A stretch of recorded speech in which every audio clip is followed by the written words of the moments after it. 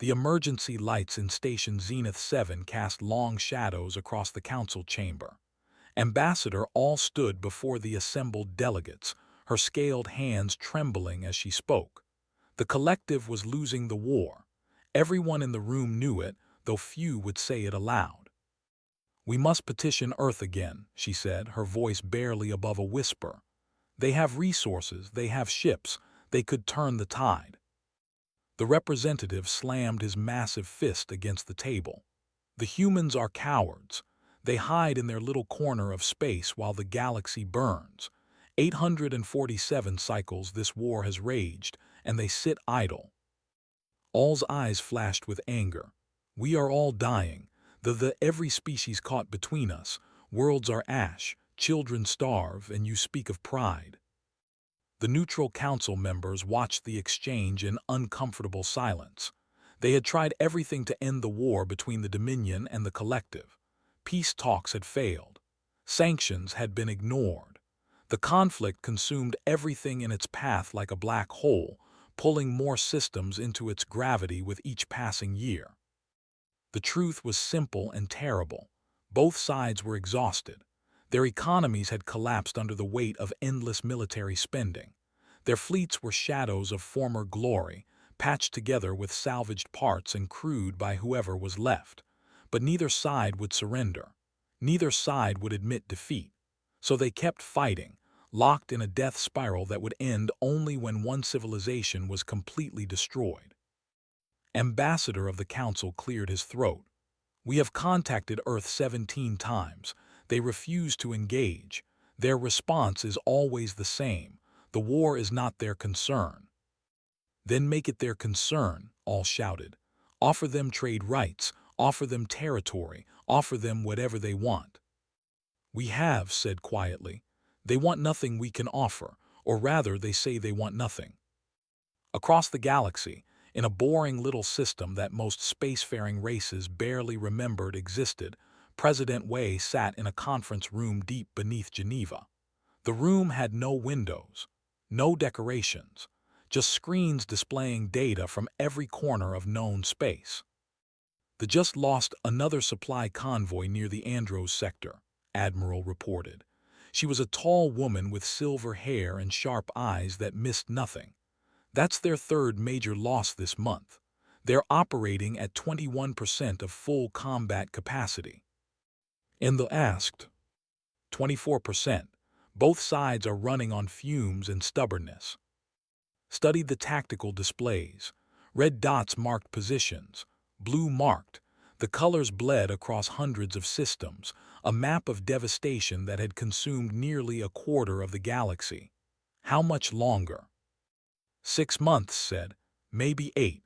Then one side will collapse completely and the other will overrun them, or they'll destroy each other and leave nothing but ruins." "And our assets?" A younger officer brought up a new display. Green dots appeared throughout the war zone. Listening posts, spy satellites, deep cover operatives. Over 200 years, humanity had quietly built an intelligence network that penetrated every major power in the galaxy. They knew troop movements before they happened. They had decrypted military communications. They understood the political structures of both empires better than the empires understood themselves. "All positions secure," the officer reported. "We've had no compromises. As far as the galaxy knows, we're just neutral traders and explorers." Allowed herself a small smile. When humanity had first achieved faster-than-light travel 2 centuries ago, they had arrived in a galaxy that saw them as primitives. Cute little upstarts from a backwater system. The established powers had been polite but dismissive. Some had offered trade deals that heavily favored the aliens. Others had simply ignored Earth entirely. Humanity had learned a valuable lesson in those early years. The galaxy didn't respect weakness. It didn't respect inexperience. It respected power, but only the kind of power that was obvious and immediate. The kind that came from big ships and old bloodlines and centuries of established dominance. So humanity had decided to be patient. They traded. They explored. They asked questions and learned everything they could. And while the rest of the galaxy dismissed them as inconsequential, Earth built something new, something the old powers never saw coming. "Show me the simulation again," said. The screens changed. Now they displayed a potential future. Human ships, marked in gold, moving through space with surgical precision. The simulation ran through dozens of scenarios. In each one, Earth's forces ended the war in a matter of days with minimal casualties on all sides. "We're ready," said. "We've been ready for 3 years." "I know, but they're not ready to accept peace yet. They need to be more desperate, more willing to accept any solution, even one from those primitive humans they've been ignoring." A communication alert chimed, glanced at the message, and her expression hardened. "What is it?" "A battle group just entered the solar exclusion zone," a technician reported, his voice tight with tension. "They're headed for Mars." The room went silent. Every human in the chamber understood what this meant. For 200 years, Earth had maintained a strict boundary around their home system. Any military vessel that crossed it without permission was considered hostile. The galaxy had learned to respect that boundary, if nothing else about humanity. "How many ships?" asked. 12, heavy cruisers and destroyers. They're broadcasting a demand for supplies and fuel. They say Earth must contribute to the war effort or face consequences. Stood slowly. "They're desperate, desperate enough to threaten us." "Should we warn them off?" asked. "Number, let Mars handle it." On Mars, alarms blared through the domed colonies. The Red Planet had been humanity's first major extraterrestrial settlement, home to 14 million people and the primary shipyards for Earth's hidden fleet. When the ships appeared in orbit demanding tribute, they expected easy pickings. Instead, they found themselves facing 30 warships that seemed to materialize out of nowhere. The commander, a veteran of 400 battles, stared at his tactical display in confusion. These human ships used no technology he recognized. Their energy signatures were strange. Their formations were unusual. He opened a channel, preparing to demand their surrender. The human response was simple. "You have violated the solar exclusion zone.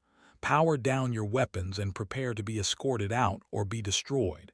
You have 60 seconds to comply." The commander laughed. 12 battle-hardened warships against 30 unknown vessels from a species barely capable of space travel. The outcome was obvious. He gave the order to fire. 4 minutes later, the battle was over. The wreckage of 12 ships drifted through Mars' orbit. The human fleet hadn't lost a single vessel, hadn't taken a single hit. The weapons had been useless against shields that bent energy around the ships like water flowing past a stone, and the human weapons had cut through armor like it was paper. Mars' defense fleet transmitted the engagement data to every major power in the galaxy. Along with the footage came a message from Earth, broadcast in every known language. "Earth remains neutral in your war. We have no interest in your politics or your territory, but we will defend our borders with lethal force. This is your only warning. Do not test us again." The message reached Station Zenith 7 while the council was still in session. Ambassador all watched the battle footage with wide eyes. The other delegates sat in stunned silence. "They destroyed an entire battle group in 4 minutes, someone whispered. "That's impossible." "Clearly not," said quietly. He studied the human ships carefully. The technology was unlike anything he had ever seen. "What else have they been hiding?" The representative was pale, his earlier bravado completely gone. "Those ships, that technology, if they have more of them. Then they could end this war whenever they choose, all finished." Her voice held a mixture of hope and fear. "The question is, why haven't they?" Deep in the Geneva Command Center, President watched the galactic response to the Mars incident. Encrypted messages flooded in from minor species, from neutral powers, from colonies caught in the crossfire of the endless war. All of them begging Earth to intervene. all of them asking the same question. If humanity had this kind of power, why hadn't they stopped the killing? We're getting exactly the reaction we wanted, observed. The galaxy is starting to ask the right questions. Good, said. Let them wonder, let them worry. Let both sides realize that we've been watching all along and we chose not to act. That's going to make them nervous. It should. A neutral party with unknown capabilities is far more dangerous than a known ally or enemy. Turn to face her staff. How long until both fleets reach critical supply failure? 5 months, maybe 6. Then we wait. When they're desperate enough, when they're broken enough, when they're ready to accept any peace just to make the dying stop, that's when we'll move. Not before. One of the younger officers spoke up hesitantly. Ma'am, with respect, thousands are dying every day. We could stop it now. His expression softened slightly. I know, and that weighs on me every moment. But if we intervene too early before both sides are truly exhausted, we'll just be another faction in their war. They'll resent us. They'll resist any peace we impose. And in 10 years or 50 years, they'll start fighting again. And if we wait until they're begging for it to end, until their populations are demanding peace, until their leaders have no choice but to accept our terms, then we can build something that lasts. A real peace, not just a pause between rounds. Looked at the screens showing the devastation of the war. Sometimes the kindest thing you can do is let people hit bottom before you pull them back up, because only then will they be ready to change. The room fell silent as everyone absorbed her words. Outside, the galaxy continued its slow spiral into chaos, and Earth, the neutral observer, the patient watcher, continued to prepare. When the time came, they would act, and when they did, the galaxy would learn what humanity had been building for 2 centuries, not just weapons or ships or technology, but something far more dangerous, a plan, a perfect, calculated plan to end the war not by joining it, but by finishing it. The chess pieces were moving, and Earth held every advantage, even though no one else knew the game was already over. 6 months passed. The war ground on, consuming lives and resources with mechanical inevitability. The galaxy watched nervously as Earth maintained its silence, neither explaining the Mars incident nor making any further moves. Both the and tried to probe human defenses again, sending scouts into the outer edges of human territory. Each time, they were met with overwhelming force and sent limping back home. President sat in the same conference room, reviewing the latest intelligence reports. The numbers told a story of civilizations in their death throes. They had lost 60% of their merchant fleet. Civilian supplies were rationed to near-starvation levels on their core worlds. They were marginally better off, but their government faced daily protests demanding peace at any price. It's time, Admiral said quietly. Nodded. For 200 years, humanity had played the role of insignificant newcomers. They had been underestimated, dismissed, and ignored. But they had used that time well. Every insult had been endured with patience. Every condescending trade deal had been accepted with grace. And all the while, Earth had been learning, watching, building. The galaxy was about to discover what humanity did best. Not war, not conquest, but something far more subtle and far more powerful. They were about to learn that Earth didn't need to join the war to control its outcome. They had been controlling it all along, waiting for the perfect moment to reveal themselves. Activate Protocol Endgame said, let's finish this. Across human space, hidden fleets began to move. Sleeper agents activated in every major power center.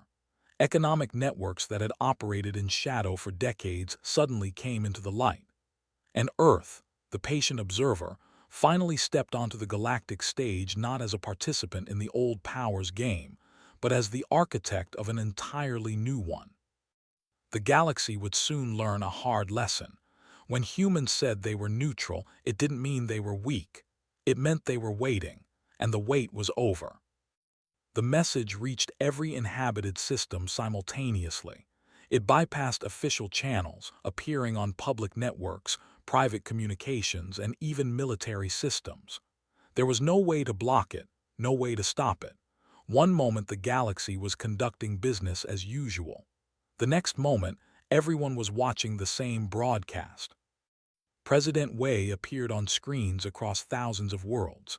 She sat calmly behind a simple desk, her hands folded in front of her. Behind her, the blue marble of Earth rotated slowly in space. "People of the galaxy," she began, "for 847 cycles you have been at war. The Enda have destroyed countless worlds, killed billions, and brought suffering to every corner of civilized space. You have begged both sides to stop. They have refused. You have tried sanctions, diplomacy, and negotiation. Nothing has worked. The war continues because both sides believe they can still win, and because pride matters more to them than the lives of their people." Paused, letting her words sink in. On 1,000 worlds, citizens stopped what they were doing to listen. In military command centers, generals watched with growing unease. Earth has remained neutral in this conflict. We have been called cowards. We have been called weak. We have been told that our refusal to choose a side makes us complicit in the suffering. Perhaps that is true, but neutrality does not mean inaction. It means patience. It means waiting for the right moment, and that moment has arrived. The display behind her changed. Now it showed a map of the galaxy with vast networks of trade routes highlighted in gold. For 200 years, humanity has built an economic infrastructure that touches every corner of known space. We have done so quietly, through shell corporations and proxy traders. We have not announced our presence because we learned early that the galaxy does not take humans seriously. That dismissal has been our greatest advantage. On Station Zenith 7, the Galactic Council watched in stunned silence. Ambassador felt his blood run cold as the implications became clear. "The rare Earth elements necessary for faster-than-light travel are found on only a handful of worlds," continued. "The control some, the control others, but humanity controls 68% of the total supply. And for the past 800 cycles, we have been the primary supplier to both sides of this war. Not directly, of course. That would have violated our neutrality, but through intermediaries and brokers that neither side connected to Earth." The Supreme Commander stared at his intelligence chief in fury. How did we not know this? The intelligence chief had no answer. None of them did. "Every weapon you have built, every ship you have launched, every bullet you have fired has been made possible by materials sold by human corporations. You have been paying us to destroy each other. The war that has bankrupted both your empires has made Earth the wealthiest power in the galaxy." His expression remained calm, almost gentle, as she delivered this devastating revelation. "But we did not do this for profit. We did it for leverage. We did it so that when the time came to end this war, you would have no choice but to listen." The display changed again. Now it showed detailed files on both sides of the conflict. Military strength assessments, economic reports, political analysis, and something else, something worse. For 800 cycles, both sides have committed atrocities in the name of victory.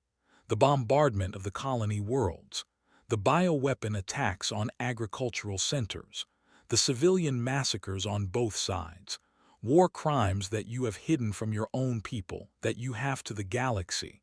We have evidence of all of it. Video footage began to play, scenes of horror that neither side wanted the public to see. The representative at the council meeting stood abruptly, his face dark with rage. The ambassador had gone pale. "We could release this information to your population," said. "We could show your citizens what their governments have done in their names, but we will not. Not because we condone these actions, but because our goal is not revenge. Our goal is peace." She leaned forward slightly. "The war began over access to the nebula mining fields. Both sides have spent centuries fighting over the resources found there. Millions have died for the right to mine those fields. I am here to tell you that the entire conflict has been pointless from the beginning." A new image appeared, technical schematics for a molecular synthesis process. 150 years ago, human scientists developed a method to synthesize the materials found in the nebula. We can produce them faster, cheaper, and in unlimited quantities. We have kept this technology secret until now. The resources you are fighting over are worthless.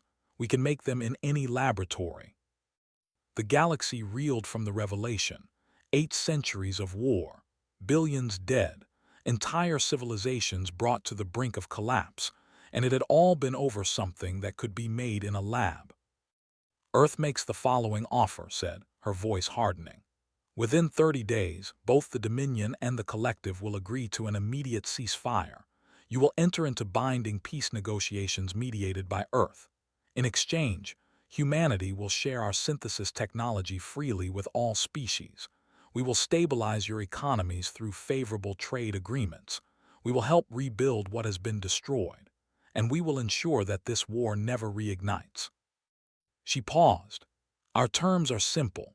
We require formal recognition of Earth's sovereignty over all systems we currently occupy. We require a permanent seat on the Galactic Council with veto power over military actions. And we require both the and to reduce their military forces to defensive-only capabilities, with compliance monitored by neutral observers.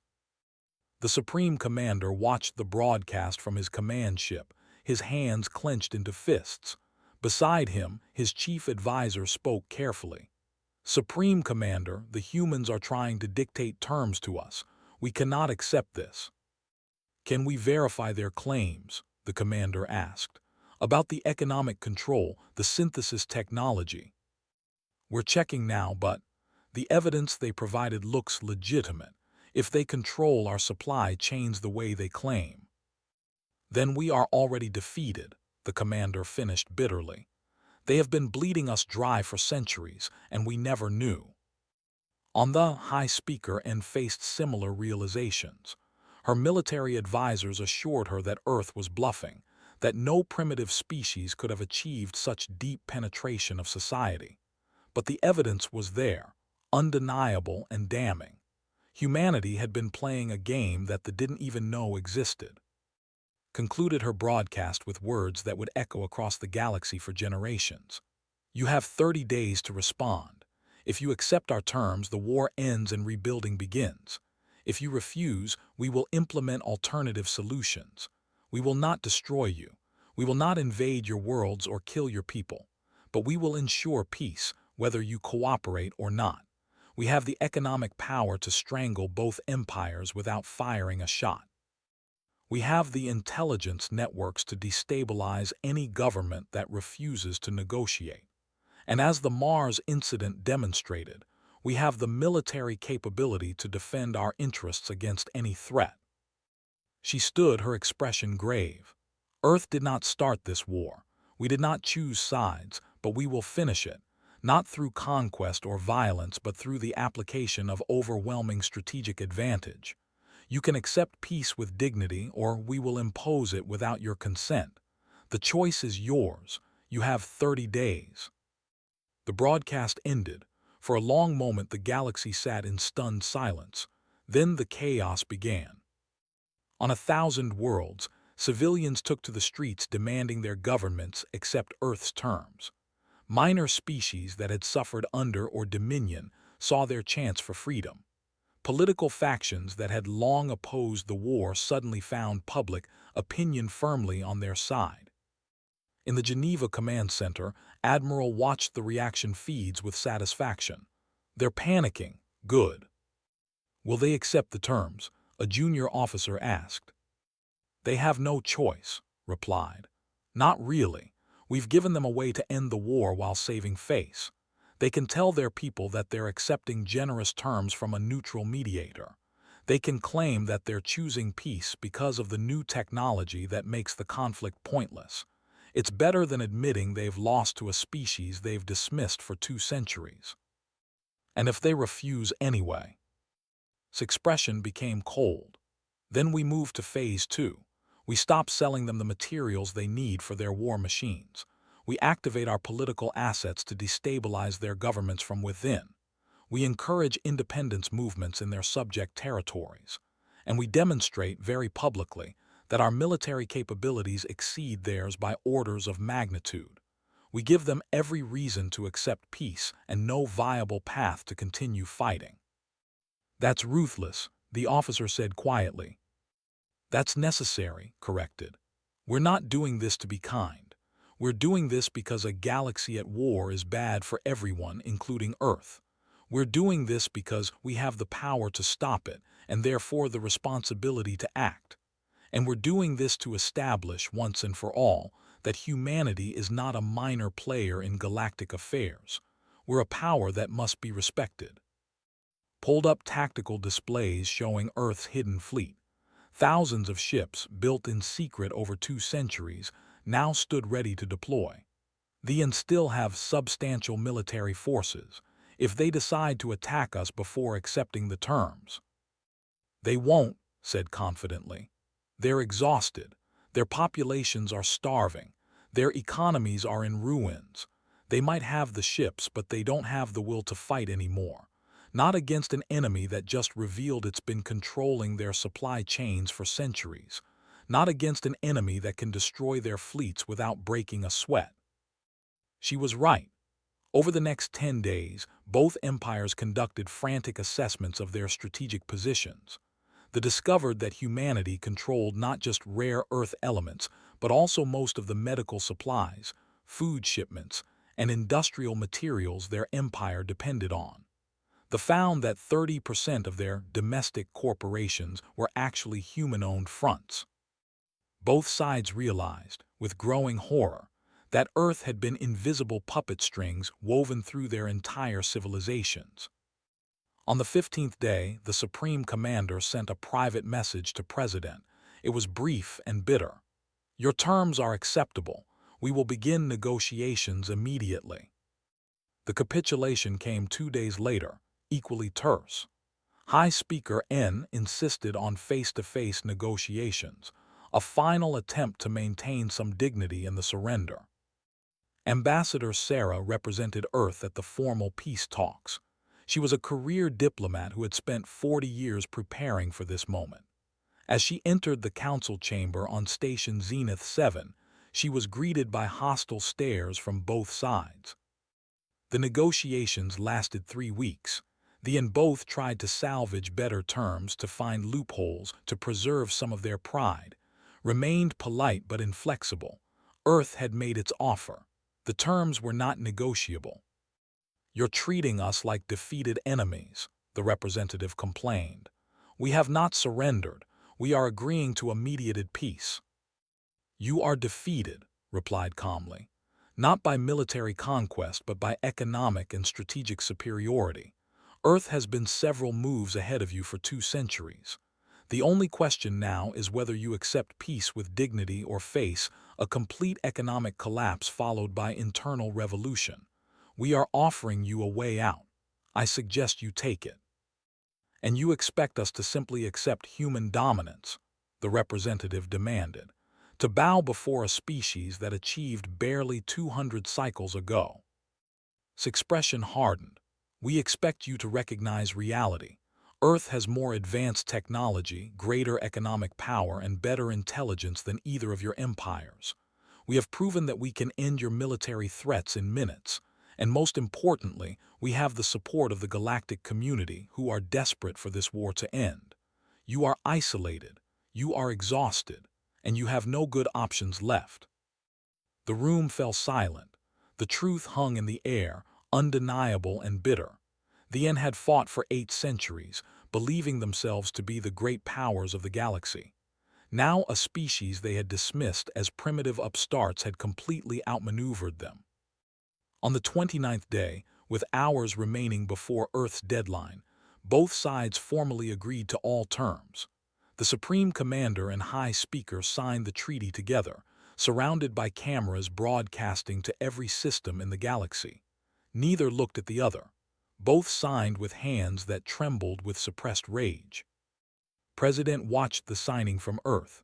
When the last signature was placed, she allowed herself a small smile. "It's done." 847 cycles of war, said softly, ended in 30 days. Ended in 200 years, corrected. This was just the culmination. We started planning this the moment we entered galactic society and realized how dysfunctional it was. Everything since then has been preparation.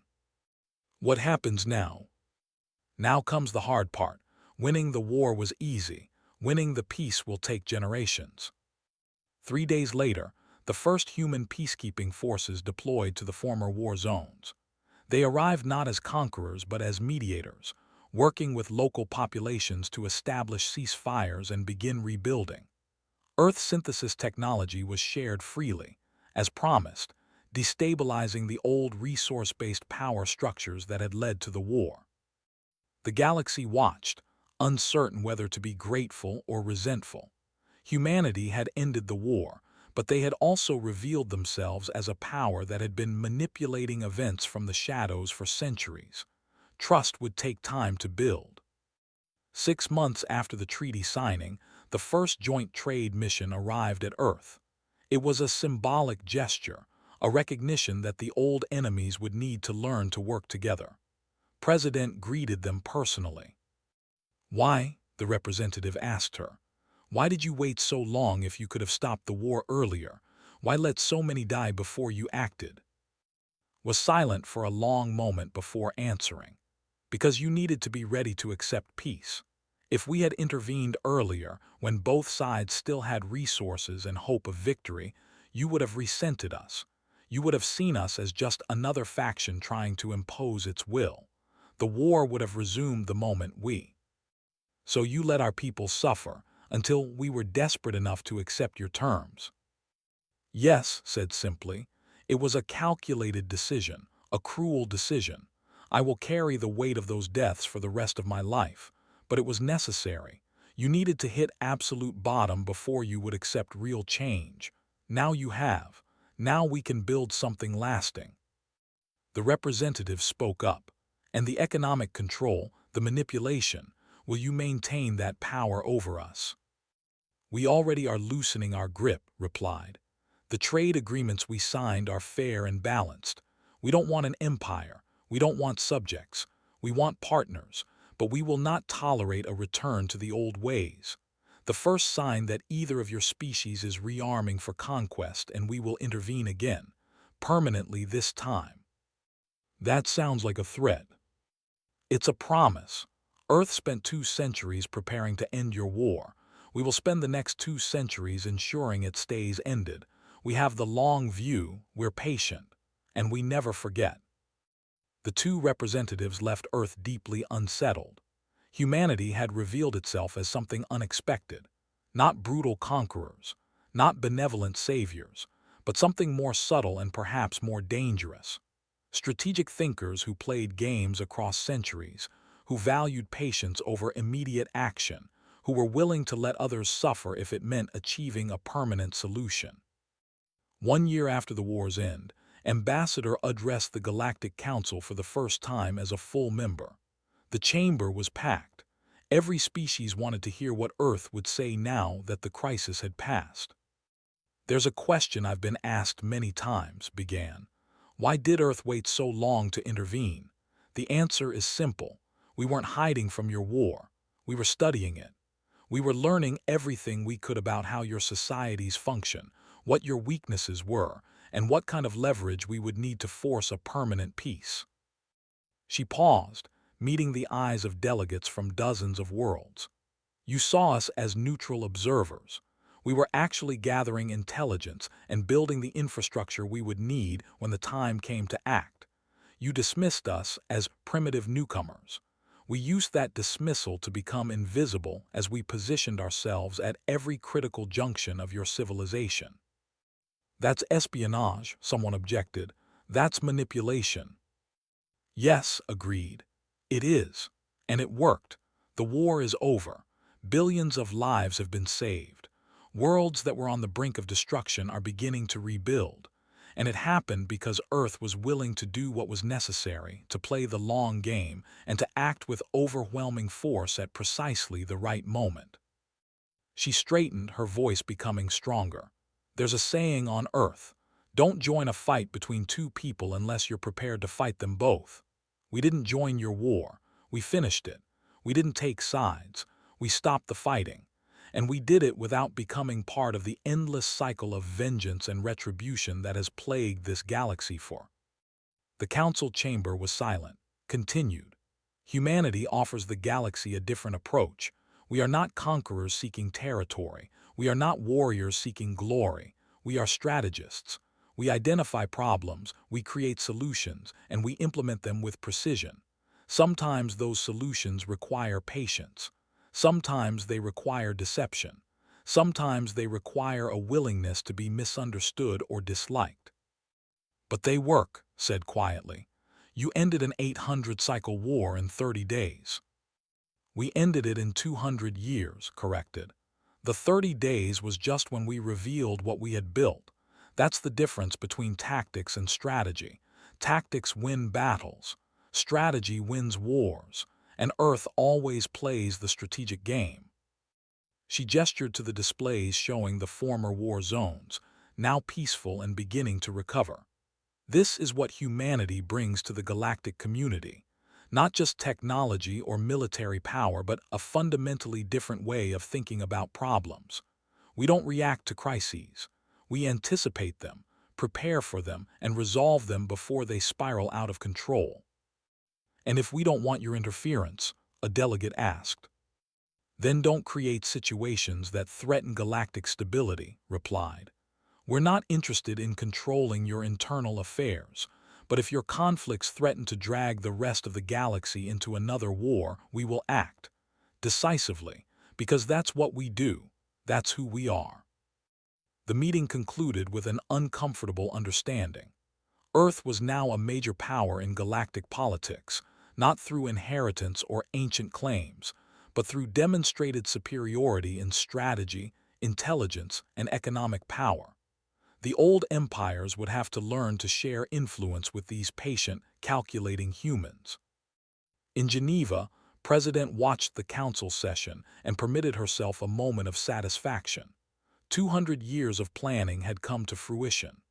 Earth had revealed itself as a power that could not be ignored or dismissed. Future conflicts would be different, now that every species knew humanity was watching, analyzing, and preparing.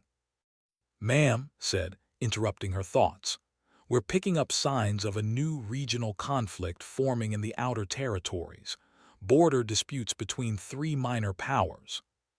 Pulled up the intelligence reports, her strategic mind already working through the problem. Analysis. It could escalate. They're all building up military forces. None of the major powers are paying attention because they're focused on post-war reconstruction. Then we'll pay attention, said. Start gathering intelligence. Identify the key players. Map out the economic relationships. And begin positioning assets where they'll be most useful. How long do you want to observe before acting? Study the data carefully. Let's give it 2 years. If they can't resolve their differences peacefully in that time, we'll step in. Quietly at first, then more overtly if necessary. Another long-term operation. That's the only kind we run, replied. Earth doesn't do quick fixes. We don't slap bandages on problems and hope they heal themselves. We solve things permanently, even if it takes decades, even if it takes centuries. She turned to face her staff. That's the message we're sending to the galaxy. We're not going away. We're not a temporary power that will fade when the next crisis passes. Humanity is here for the long haul. We're patient. We're thorough. And we will ensure stability whether the rest of the galaxy wants our help or not. Outside, Earth continued its slow rotation, a blue jewel in the vast darkness of space. For 200 years, it had been dismissed as irrelevant. Now it stood as one of the most powerful forces in the galaxy, not despite being underestimated, but because of it. The humans had learned to turn their perceived weakness into their greatest strength. And across the stars, in 1,000 different systems, species that had once ignored or dismissed humanity now watched Earth with wary respect. The primitives from the backwater system had revealed themselves as master strategists who played games across centuries. They hadn't joined the war. They had finished it. The question now was what they would do next, and the galaxy waited, uncertain and anxious to find out.